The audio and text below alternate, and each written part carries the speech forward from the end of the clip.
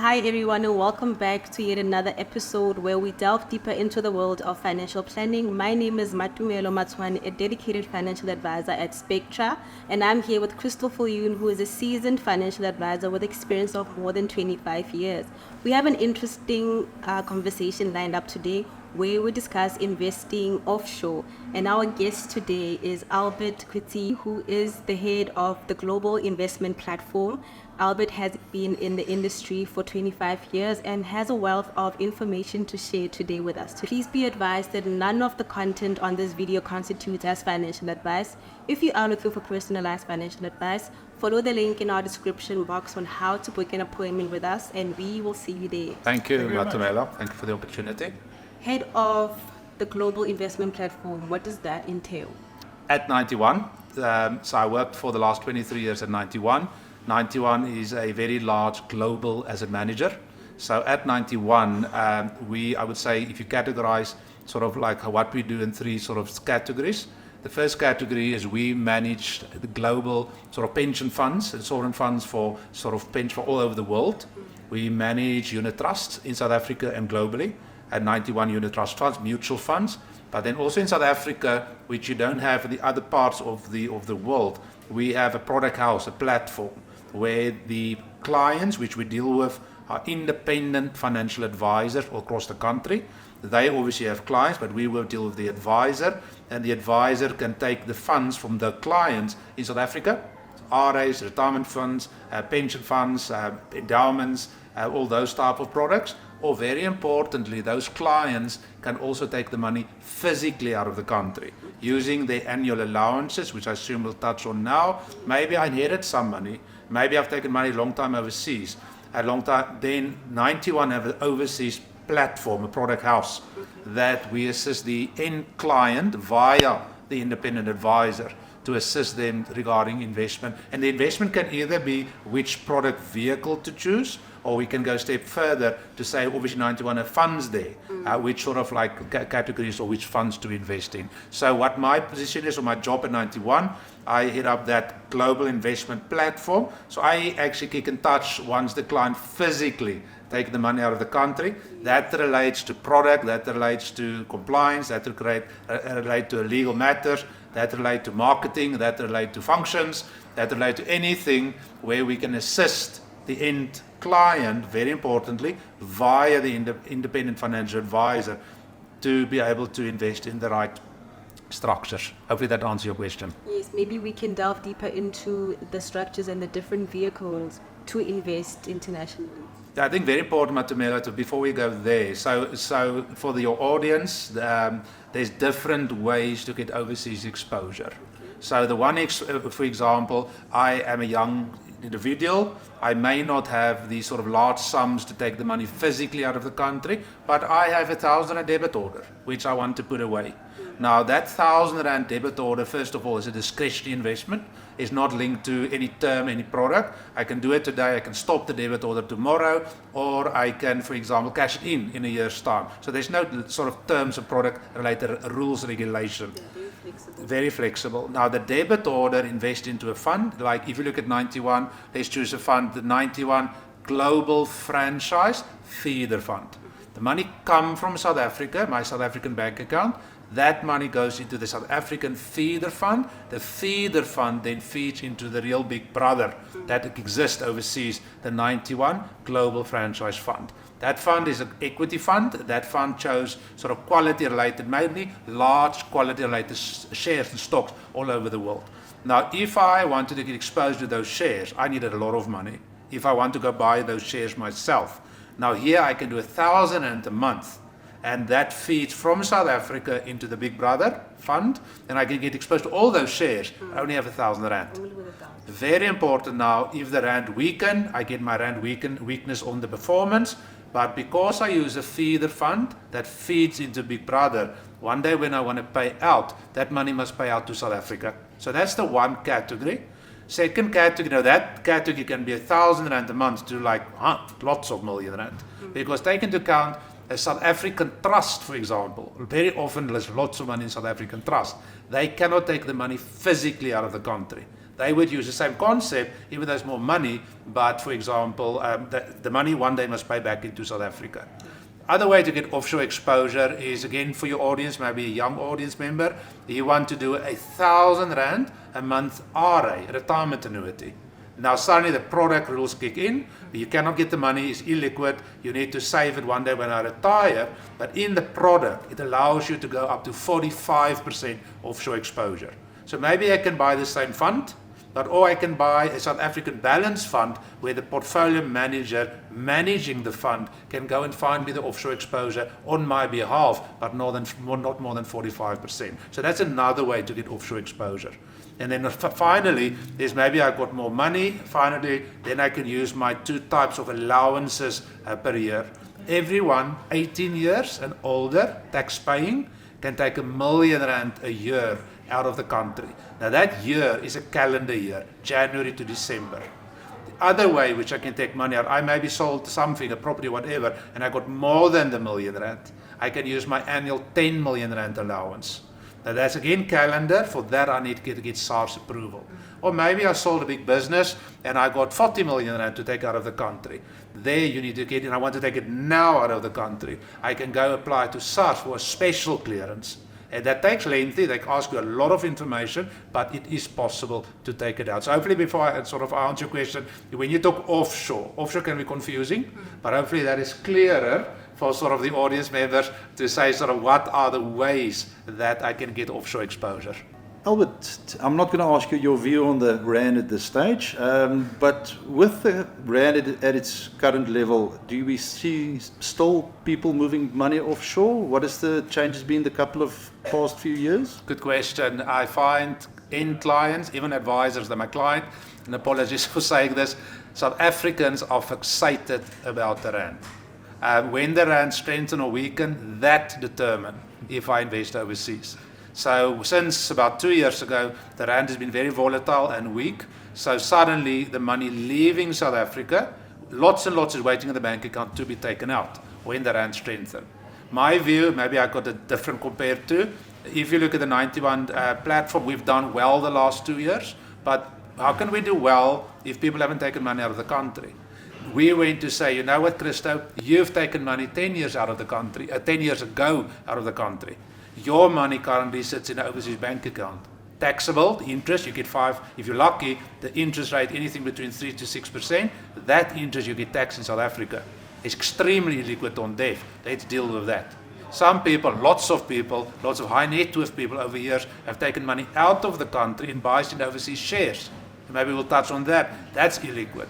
Some people say, when I'm a South African tax resident, that keyword now is I have to invest into global endowments and sinking funds because they're very tax effective. But what is the difference between endowment 1, endowment 2, endowment 3, endowment 4? From the different product houses, they all differ. So to answer your question, people are very sensitive to the Rand. I think personally, what we have done, say, park the thought about taking the money out of the country. Let's go see and help and assist with the money already offshore. Second point, very important, why do I take money out of the country? For various reasons. My first thing is to diversify. So does the Rand, obviously if the Rand is extremely weak, that's you wait. But if the Rand is sort of in a certain sort of like bond, the question is, my long-term plan is to diversify. Long-term plan is to get out of South Africa. Long-term plan is not to be in the Rand. Long-term plan is not to be exposed to the South African Stock Exchange. Those things, those long-term plans, should, in my view, should weigh sometimes heavier compared to. And last point, very often, check it. So when the Rand is weak, very often the buying opportunity on the other side is cheap. So yes, the Rand, for example, is weak. You buy less dollars today, but once that you buy into dollar, you actually get good bargains on the other side. So you need to look at the whole package. Talk a lot, so hopefully that answers your question.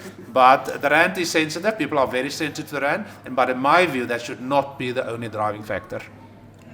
South Africa was placed on the grey list. Did that affect us in any way? And if so, in what ways? It has affected us in different ways. Very often, if you look at the 91 platform has been online for quite some time. 91 platform has been asking a lot of additional documentation for quite some time, so that has really affected us in that regard. One of my points now earlier is like, what have we go and find for business? Because potentially rand was weak over the last 2 years. As in the old days, my mother and father used to take money out of the country, and they went to buy that specific fund, not on a platform. They'd say 91 global franchise directly at the jurisdiction where the fund was registered. Now those jurisdictions have become very tough regarding grey listing. But those jurisdictions see all of us as high risk.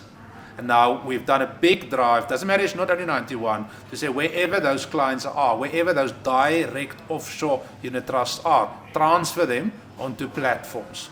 Because then, very important, the direct unit trust, very strict jurisdiction, doesn't have to work with you, Matumela. You work via the platform to get to the money. And that has actually saved ourselves from a grey listing point of view.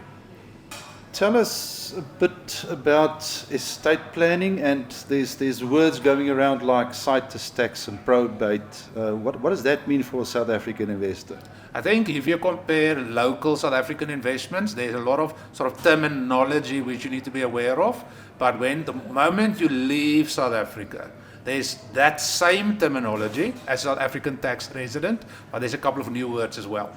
And those new words can actually hurt you a lot. So you need to be aware of those words. Now, if you look, for example, in South Africa, I'm the South African tax resident, my estate duty is up to 30 million, 20%. Any amount more than 30 million is 25% estate duty.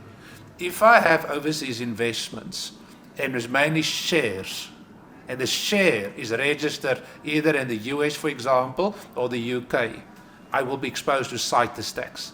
Situs tax can be as high as 40%. Now, yes, there's a double taxation agreement between us and the US and the UK, but that means I will not pay 40% and 2025, but I will pay up to 40%. Now, another buzzword, for example, is probate. Now, probate is not a tax. Probate is the process wherever that investment, for example, is registered in whatever jurisdiction. Coetzee, for example. Coetzee equals probate. Now, when I have an investment overseas physically, when I passed away, that probate process in Coetzee first have to apply. Coetzee courts have to stamp and issue a grant of probate before my estate in South Africa can be wound up. Now, whatever I said now, Krista, all of that can be prevented if your client structure is correct. So what I've seen with 91 on the offshore side, if you go offshore, all you want to do, you want to invest in that share, because that's offshore investing.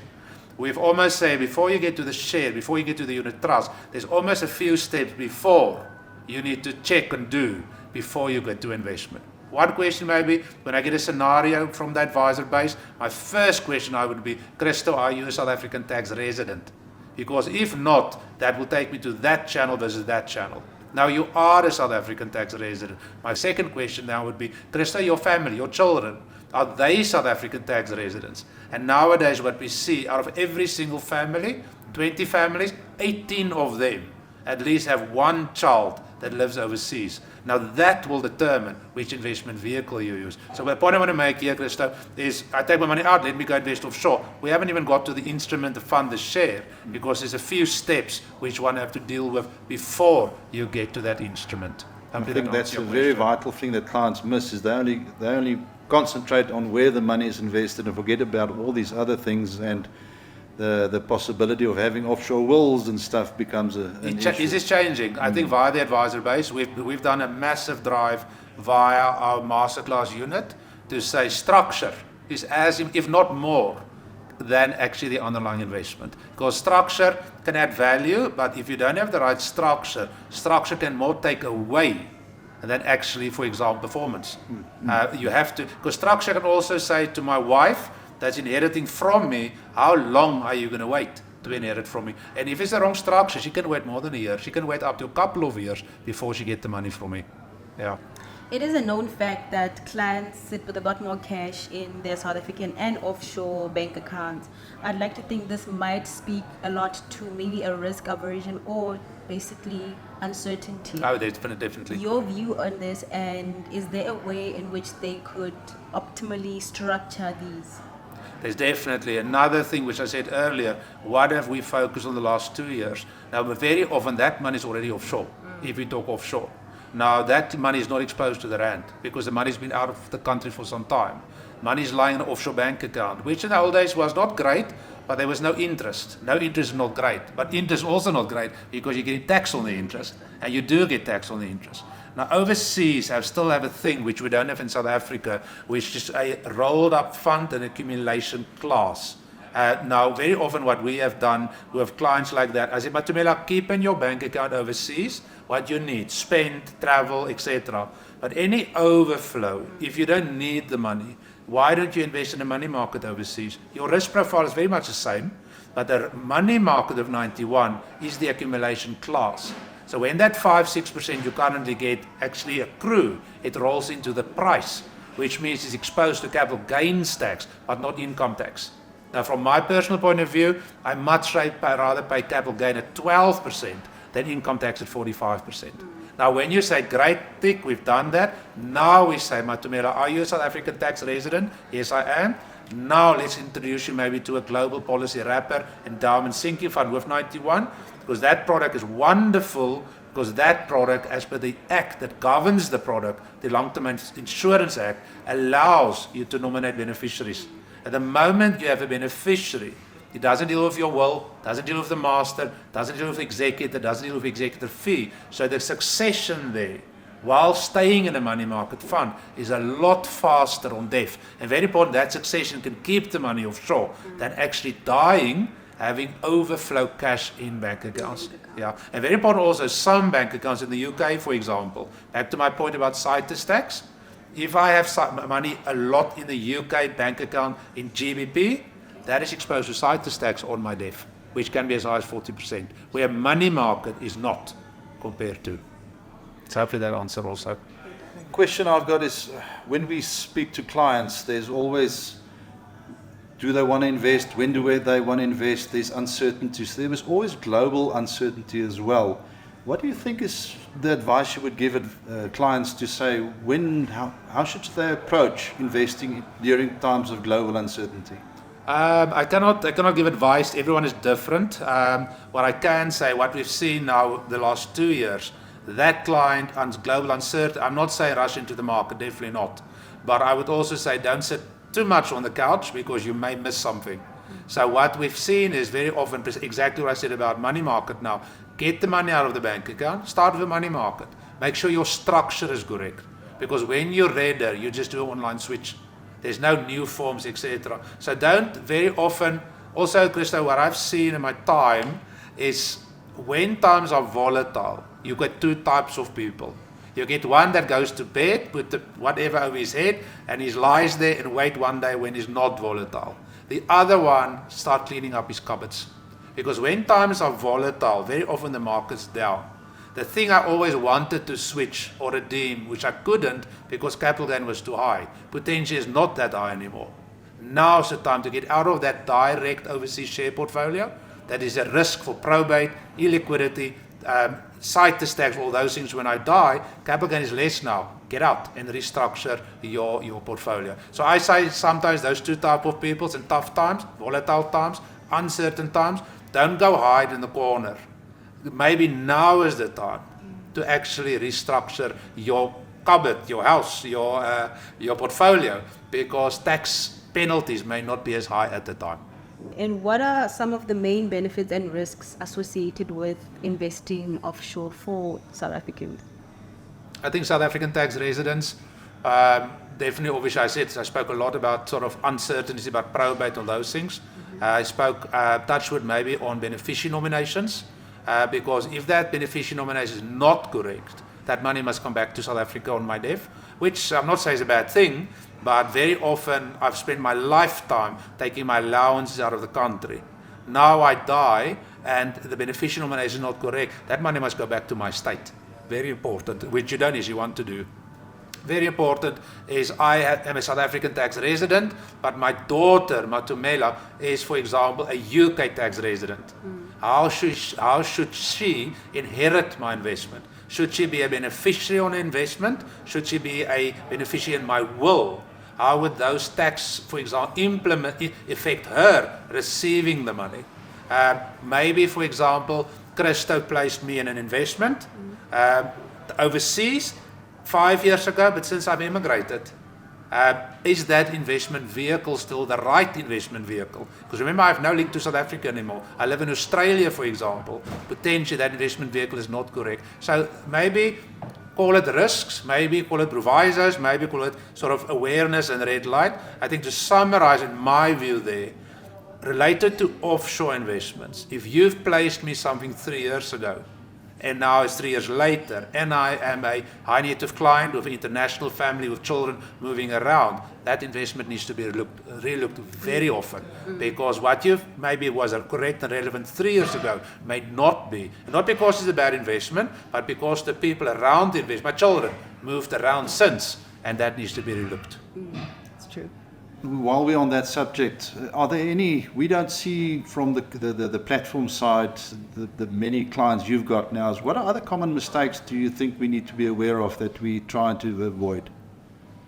So, Christo, I don't think I can think of anything else. Don't go chase the last performer, which you sometimes find. We cover the structure, we cover the tax. Maybe if we can talk about a little bit of funds, maybe, to say, do you see faults clients make on choosing the correct funds to invest in? I can't comment there. That is normally the advisor's position. So, for example, we're completely fund neutral.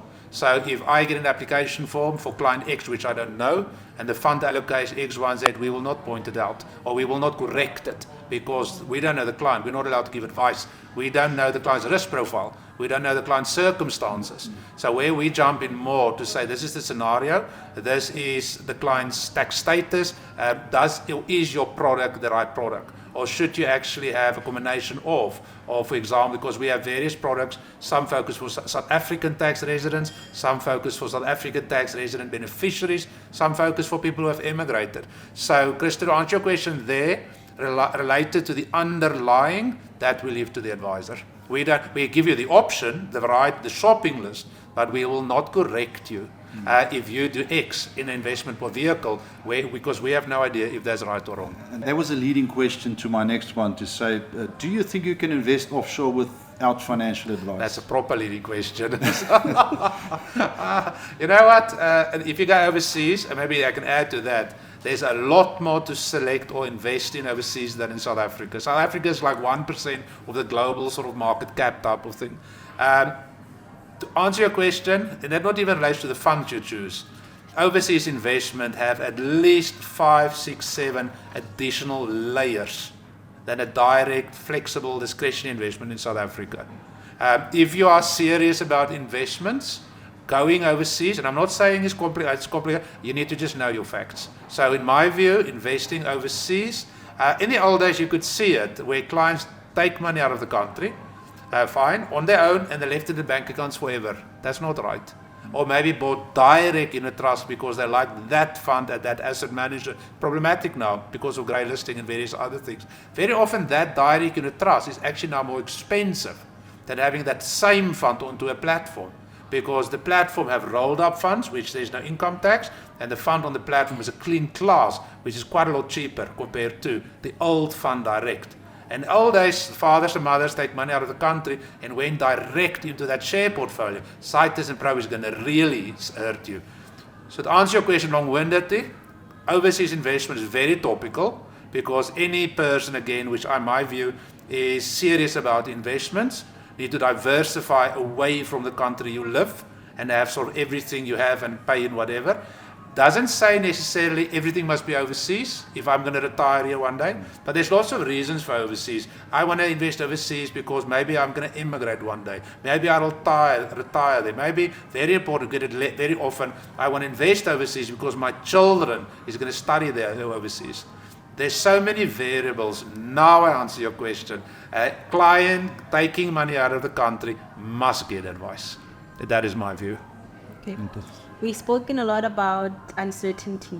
Can you very briefly let us in on what are some of the other things that keep clients up at night and ways in which they can either solve or avoid these worries, if at all? Via a masterclass unit, I'm changing hats now. As not via the international sort of job, it was via the masterclass unit, which we created to assist our independent advisors. And I say we talk about stuff. Stuff can be very important. Stuff is not advice. Stuff is not which fund or share to invest. Stuff is not let's try to analyze performance of underlying instruments. Stuff is quickly, top of my head, what are those 10 things? In Matumela, we wrote a wonderful article about that, should you want to circulate that. Any client, doesn't matter who the client is, summarize quickly to say, when I die today, I have a will, hopefully. Otherwise, don't even listen to the podcast. That is like really starting backwards. I have a will, but a will equals the master's office equals executor. That's out of your hands. Meaning like, are you worried about illiquidity on death? Because anything related to my will must have the master's office, must have an executor. How long is that process? But meantime, I've got a mother, a father, a sister, a child that is dependent on me and that needs to inherit from me ASAP. The last 2-3 years, interest rates have been high. Wonderful. But that also means I pay more tax. How can I structure that? Section 10C of the Income Tax Act, over contribution to retirement funds, which is very powerful, which have lots and lots of powerful sort of like benefits. Beneficiary nominations, which we've learned through COVID, that must keep you awake unless you get you and your advisors sign off that you covered all the variables. Because interest rates are high, loans to South African, loans to offshore trusts is very punitive at the moment. How do I deal with that? Very important, intergeneration succession. I'm the father, I'm very privileged, I have enough to live off. Why should I have everything in my hands and pay massive estate duty one day when I die? Why do I not let go to my children now already? And what is the most tax-effective way of that? Bank accounts, money, too much money in bank accounts, South Africa, too much money in bank accounts is overseas. How can I restructure? We touched on that. CITES tax, we touched on. Maybe there's one or two other things top of my head which I can't remember now, but those are sort of those one-liners, and every line via masterclass we've discussed in detail with a packs of slides with advisors to when he or she sits in front of a client and the client say, that is my worry. Touchwood does the responses via 91, and I'm happy to share that. So hopefully I covered all of those 10 points. May have missed one or two. No, Sorry. that was perfect. Yeah. Thank you, Albert. That was very interesting, as well as diving a bit deeper in offshore investing and giving us a rundown of that. You're welcome. We see all the advantages and also some pitfalls, so buyer beware. It was an honor hosting a presenter of the masterclass series with us. Thank you. Thank you very much. And from the Spektra side, again, we would like to say thank you for everybody. And we have also in a very close association with accountants as well, because in order to invest offshore, you need tax clearances. So it's very important for us that our clients, their tax is up to date, so that when they want to invest offshore, it is easy, it is pain-free. So that is an important thing. And also, again, at the end of the day, if somebody wants to make an appointment with us to discuss offshore investing, please follow the link in our description below.